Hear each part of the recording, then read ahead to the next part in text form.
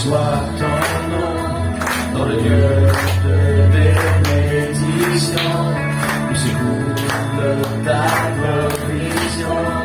Béni soit ton nom. Béni soit ton nom, quand je suis dans les lieux déserts et que je marche solitaire. Béni soit ton nom. Tes bienfaits envers moi, je te louerai. Et dans les temps difficiles, je dirai, béni soit le nom du Seigneur, béni soit ton nom, béni soit le nom du Seigneur, béni soit ton nom.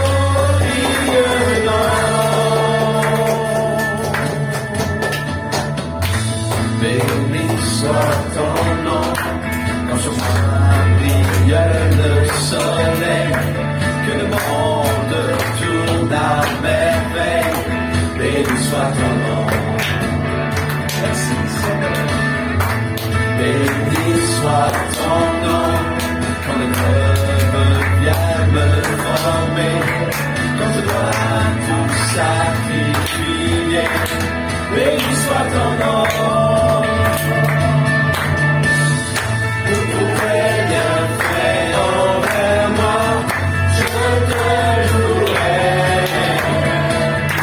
Et dans les temps difficiles, je te dirai, béni soit le nom du Seigneur, béni soit ton nom,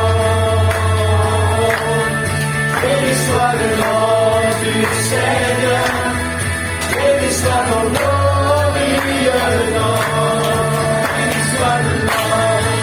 Seigneur, béni soit ton nom, béni soit le nom du Seigneur, béni soit ton glorieux nom. Seigneur, tu as donné, Seigneur, tu as béni, malgré tout je dirai que ton nom soit béni. Seigneur, tu as donné, Seigneur, tu as béni, malgré tout je dirai que ton nom soit béni. Béni soit le nom du Seigneur, béni soit ton nom, béni soit le nom du Seigneur, béni soit ton glorieux nom, béni soit le nom du Seigneur, béni soit ton nom, béni soit le nom du Seigneur, béni soit ton glorieux nom.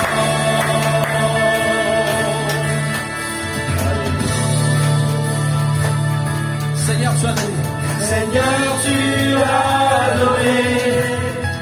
Seigneur, tu as repris. Malgré tout, je dirai que ton nom soit béni. Seigneur, tu as donné. Seigneur, tu as repris. Malgré tout, je dirai que ton nom soit béni. Seigneur, tu as donné.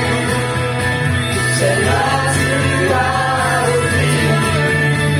Malgré tout, je dirai que ton nom soit béni. Béni soit le nom du Seigneur. Béni soit ton nom. Béni soit le nom du Seigneur, béni soit ton glorieux nom. Béni soit le nom du Seigneur, béni soit ton nom.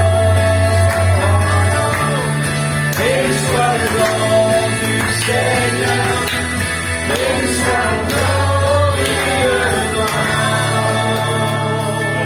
Béni soit ton merveilleux nom, Seigneur. Gloire, béni soit ton Saint-Nom. Oh, merci Seigneur. Gloire à Dieu. Amen. Que le nom du Seigneur soit béni encore ce matin.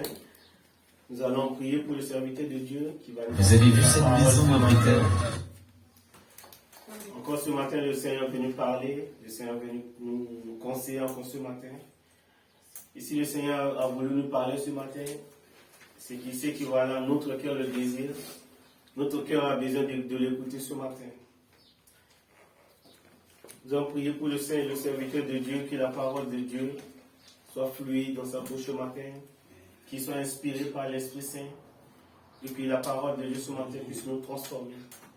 Seigneur, nous te bénissons pour ta parole ce matin, parce que ce matin, Seigneur, tu as décidé de nous parler. Et tu sais que ce matin, notre cœur, Seigneur, est parfois triste. Nous sommes parfois angoissés.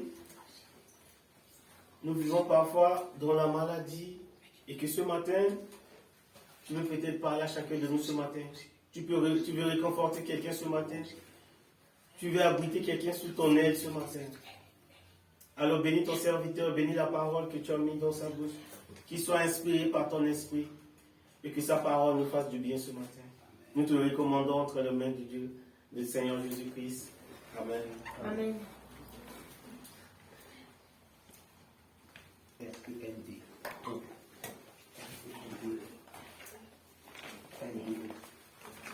Amen.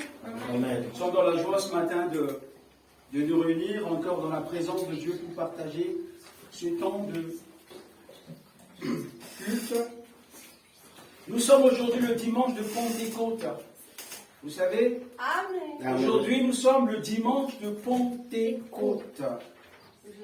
Le jour où la promesse de Dieu s'est matérialisée dans la vie de ceux qui ont obéi aux commandements, aux ordres donnés par Jésus. Est-ce que vous le savez? Un jour, les disciples étaient avec Jésus et Jésus leur avait dit qu'il va mourir et il va ressusciter et après il doit partir. Et là, les disciples étaient un peu tristes parce qu'ils ont dit, mais comment notre maître que nous aimons tant, il nous a dit qu'il va mourir et qu'après il va ressusciter et après il va partir, ça veut dire qu'il va nous abandonner en fait.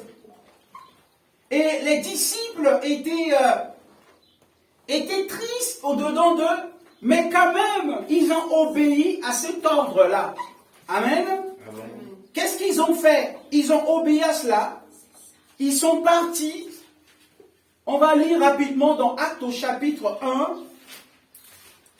Et ce matin, je veux parler sur les effets de la Pentecôte. Amen. Amen.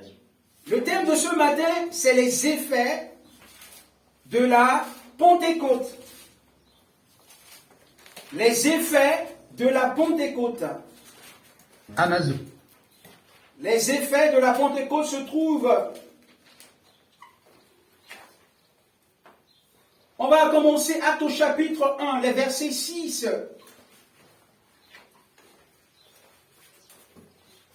Ceux qui étaient réunis auprès de Jésus lui demandèrent alors, Seigneur, est-ce à ce temps-là, ceci que tu rétabliras le royaume des cieux?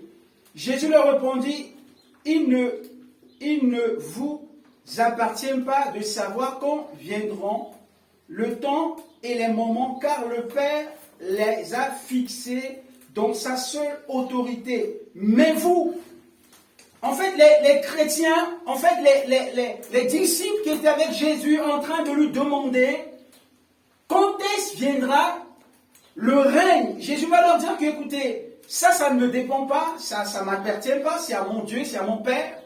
Mais il va leur dire au verset 8 du chapitre 1 de Actes, mais vous recevez une force. Quand le Saint-Esprit descendra sur vous, vous serez alors mes témoins à Jérusalem, dans toute la Judée et la Samarie et jusqu'au bout du monde.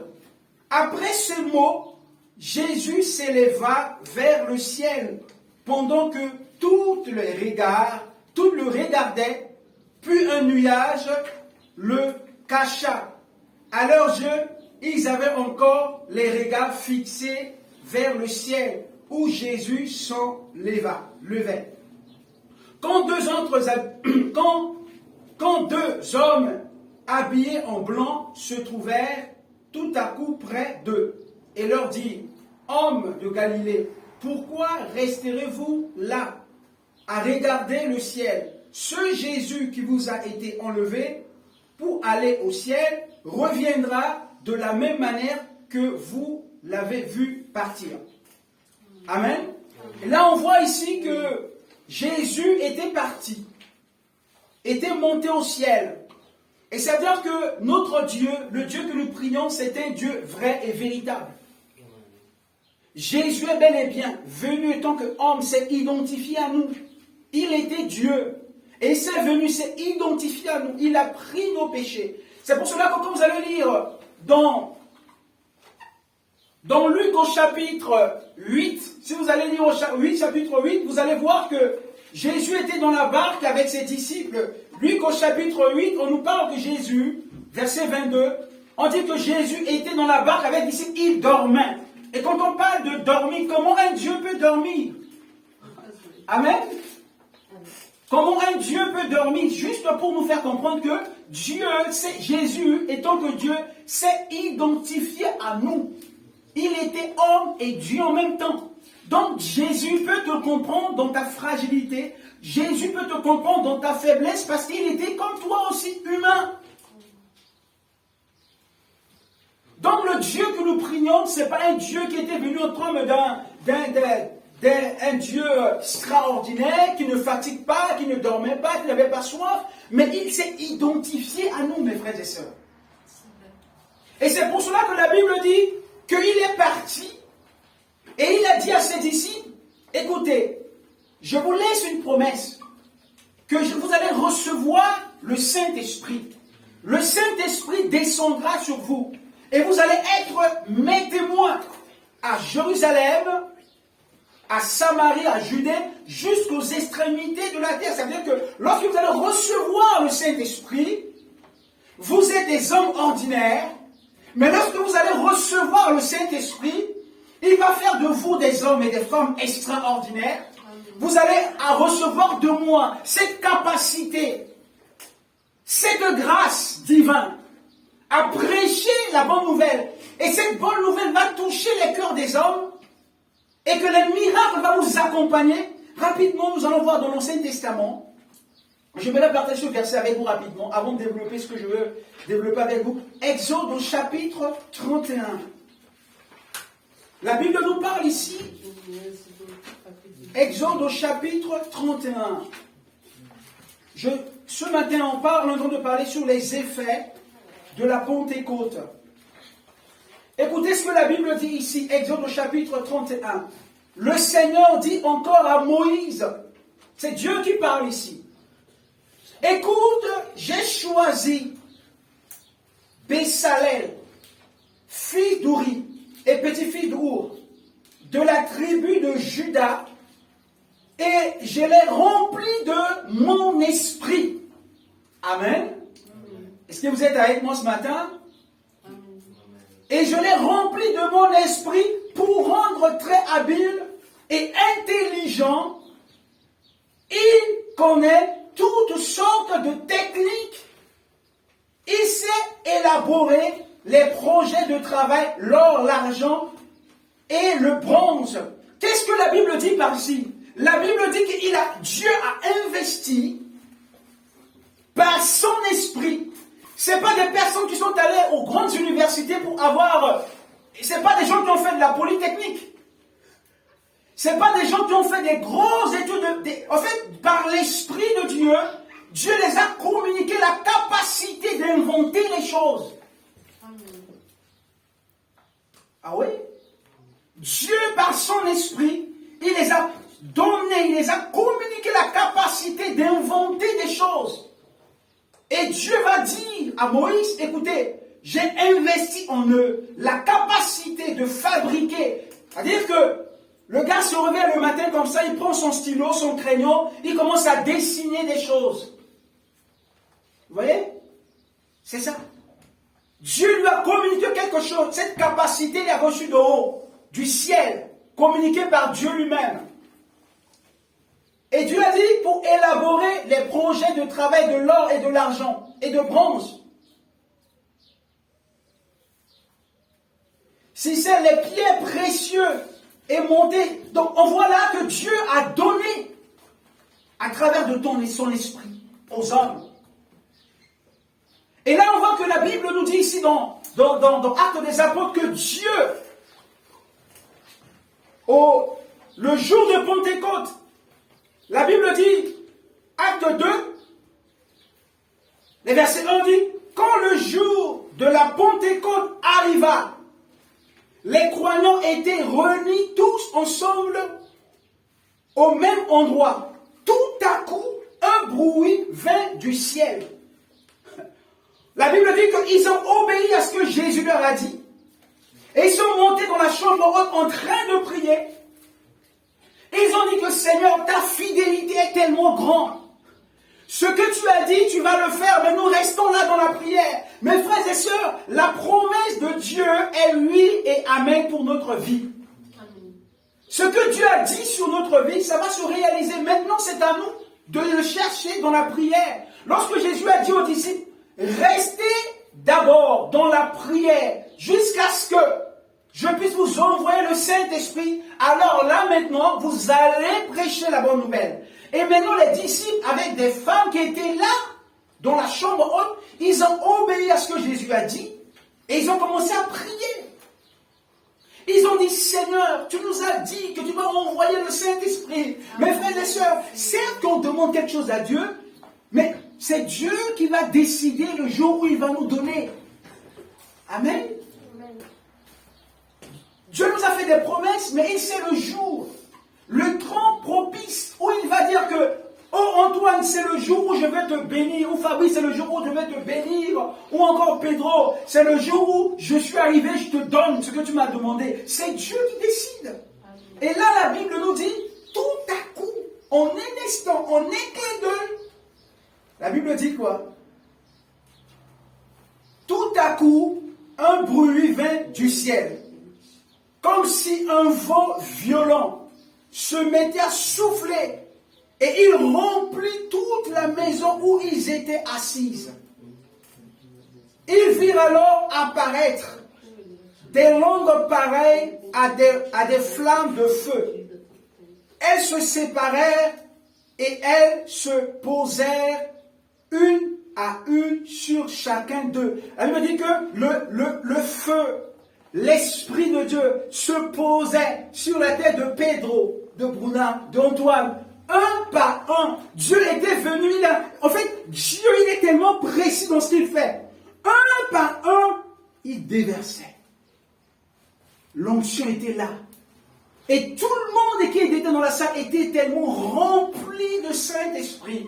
Et qu'il commençait à parler en langue. Et tout le monde qui était là était étonné de voir que non, la gloire de Dieu était là. Vous savez les effets après? Les effets de ce baptême du Saint-Esprit. C'est-à-dire qu'un homme qui a nié son maître, qui s'appelait Pierre. Et quand les gens disaient, mais ils sont ivres. Mais ils sont ivres. Et là, la Bible dit, écoutez, la Bible nous dit, écoutez, moi je vais vous lire tout ça, la Bible dit, ils furent tous remplis du Saint-Esprit et se mirent à parler en d'autres langues, selon que l'Esprit leur donnait d'exprimer. À Jérusalem vivaient les Juifs pieux, venus de tous les pays du monde. Quand ce bruit se fit entendre, ils s'assemblèrent en foule et ils étaient tous profondément surpris, car chacun d'eux entendait les croyants parler dans sa propre langue. C'est-à-dire que le Saint-Esprit a fait de sorte que les gens qui étaient là, ils étaient étonnés parce qu'ils entendaient les gens faisaient la prière à leur langue maternelle. Ils disaient, mais ce gars, il est romain, il est roumain, ce gars, il est américain, mais comment il prie en portugais? Ce gars, il est africain, mais comment il parle en langue en hébreu? Vous voyez un peu ce qui se passe? Il y a la confusion qui était là, mais parce qu'il y avait le baptême de Saint-Esprit, et les gens se mettaient à parler en langue. Et tout le monde qui était là était étonné. Et qu'est-ce que la Bible dit? Tout le monde était rempli d'étonnement et d'admiration. Il disait, ces gens qui parlaient, ne sont-ils pas tous des Galiléens? Comment se fait-il que, alors que chacun de nous les entend parler dans sa propre langue maternelle? C'est étonnant de dire que, mais, comment tous les Brésiliens sont là en train de parler en langue en lingala? C'est fou. Je dis, mais c'est les Brésiliens. Comment ils peuvent parler en lingala? C'est pas possible ça. Mais c'est l'Esprit de Dieu.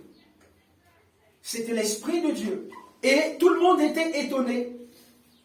Et la Bible dit, certaines personnes qui étaient là pensaient que les disciples étaient ivres de vin.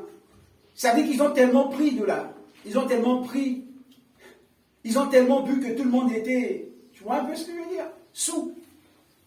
Et là, verset 14 de chapitre 2 de Actes, Pierre se leva alors avec les 11 apôtres, d'une voix forte. Il s'adressait à la foule. Et là, la Bible dit, après avoir reçu le baptême de Saint-Esprit, Pierre le peureux, Pierre qui a nié son maître, Pierre qui avait dit à son maître qu'il ne le connaissait pas. Quand il y avait la mort qui venait, quand les soldats romains sont venus pour prendre Jésus, et Pierre qui était là, et Pierre a dit qu'il ne connaissait pas son Seigneur, il ne connaissait pas son Sauveur. On va voir les effets de la Pentecôte dans la vie de Pierre. Lorsque Pierre a reçu le baptême de Saint-Esprit, c'est lui, au milieu des 12 disciples, qui va prendre la parole, qui va dire que Pierre se leva alors avec les 11 autres apôtres, d'une voix forte, il s'adressa à la foule. Il dit, vous, Juifs, et vous tous qui vivez à Jérusalem, écoutez attentivement mes paroles et comprenez bien ce qui se passe. Il est en train de leur faire comprendre, écoutez, vous qui êtes là, soyez attentifs à ce que je vais vous dire tout de suite. Il va dire, ces gens ne sont pas ivres comme vous le supposez, car il est seulement 9 heures. Il a dit, mais comment à 9 heures les gens vont boire? Il est seulement 9 heures du matin. Vous pensez qu'ils sont déjà ivres, ça veut dire qu'ils se sont réveillés à quelle heure pour commencer à boire? Donc dans leur pensée, ils pensaient que ces personnes qui sont en train de parler en langue, ils sont ivres. Ils sont en train de délirer, en quelque sorte. Et là, Pierre dit, non mais il est 9 heures, comment les gens peuvent être ivres? Car il est seulement 9 heures du matin, mais maintenant se réalise ce que le prophète Joël avait annoncé. Et là, Pierre, écoutez bien mes frères et sœurs, Pierre, il connaît bien l'Ancien Testament. Pour que les Juifs comprennent ce qu'il est en train de dire, il va les amener dans l'Ancien Testament. Parce qu'il sait que les Juifs qui étaient là, ils connaissent bien l'Ancien Testament.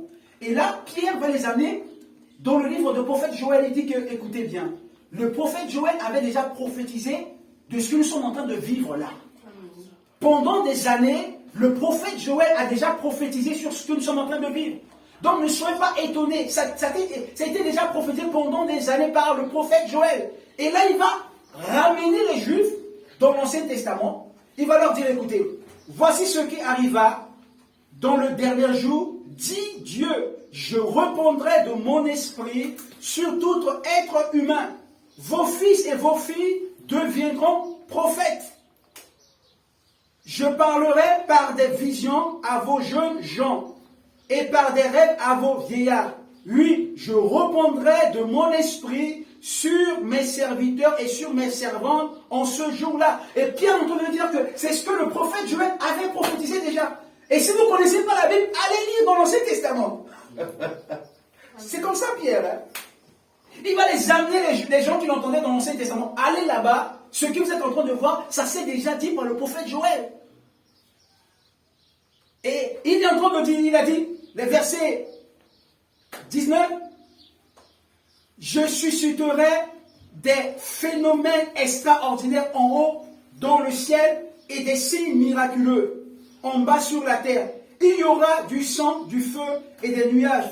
Le soleil deviendra... Bon, ça, je ne touche pas ça. Alors, quiconque fera appel au Seigneur sera sauvé.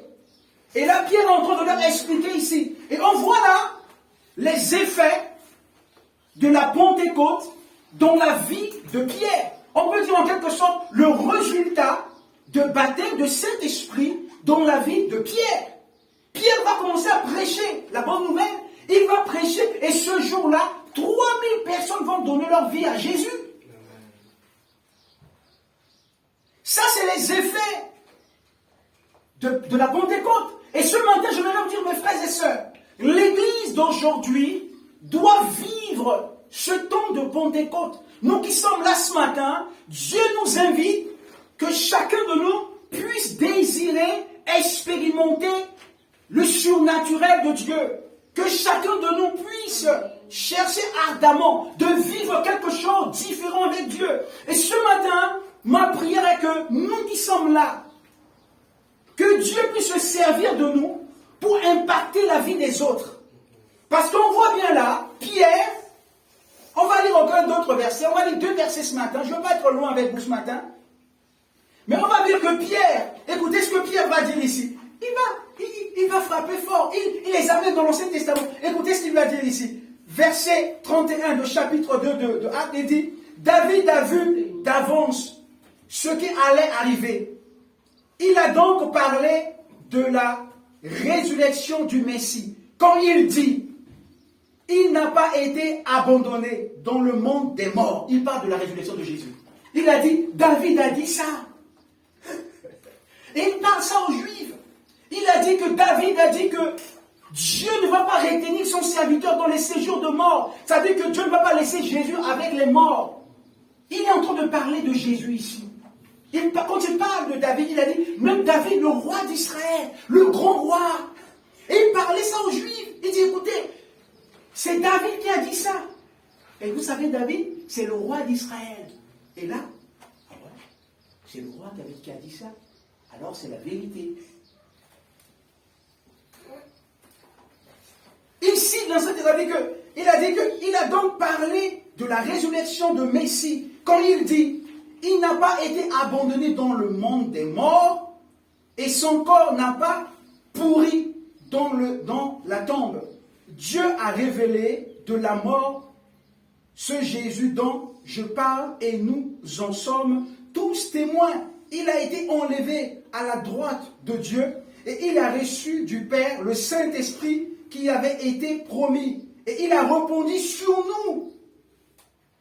Et c'est ce que vous voyez et entendez maintenant, car David n'a pas monté lui-même au ciel, mais il a dit, le Seigneur Dieu a dit à mon Seigneur, viens siéger à ma droite. Il parle là de Jésus, que Jésus est à la droite du Père. Il est à côté de Dieu, Jésus. Et là, il est en train de parler de ce que David a dit. Et là, il est en train, écoutez verset 31, les auditeurs furent profondément bouleversés.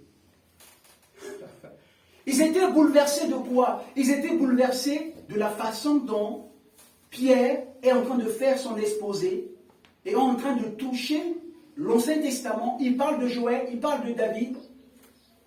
Et c'est des prophètes que les Juifs connaissaient très bien. Et lorsqu'il touche David, il touche le prophète Joël.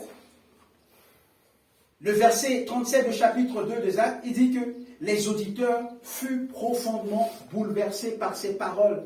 Ils demandèrent à Pierre et aux autres, frères, que devons-nous faire? Pierre leur répondit, changez de comportement. Amen. Il a dit, changez de comportement. On voit bien là l'action de l'Esprit. l'action de l'Esprit, les effets de la Pentecôte dans la vie de Pierre va l'amener, l'homme ordinaire, l'homme naturel comme nous, mais le Saint-Esprit va l'investir, va lui communiquer la vie de Dieu, l'Esprit de Dieu en lui, et qu'il va parler ce jour-là, et sa parole va persuader ses auditeurs qui vont être touchés au plus profond de leur cœur, et qui vont prendre une résolution, dire, qu'est-ce qu'on doit faire? Qu'est-ce qu'on doit faire maintenant? Et qu'est-ce qu'il va leur dire?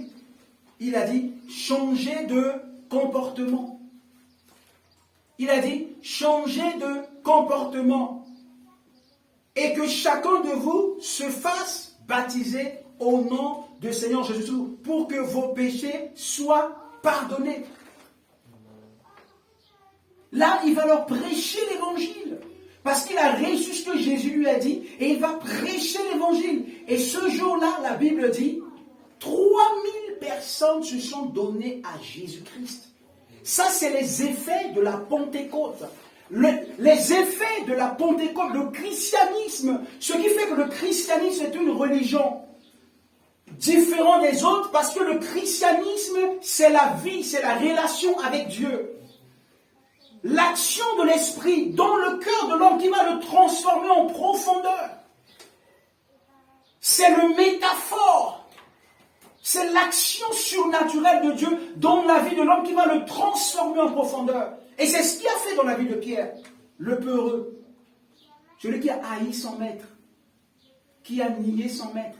Ça vous est arrivé que quelqu'un qui vous connaît vous dit, Pedro, non, tu connais, moi je ne te connais pas. Mais vous avez mangé ensemble, vous étiez ensemble une vidéo. C'est ce que Pierre a fait à Jésus. Mais le même Pierre, lorsqu'il a reçu le Saint-Esprit, il a prêché, il a démontré que son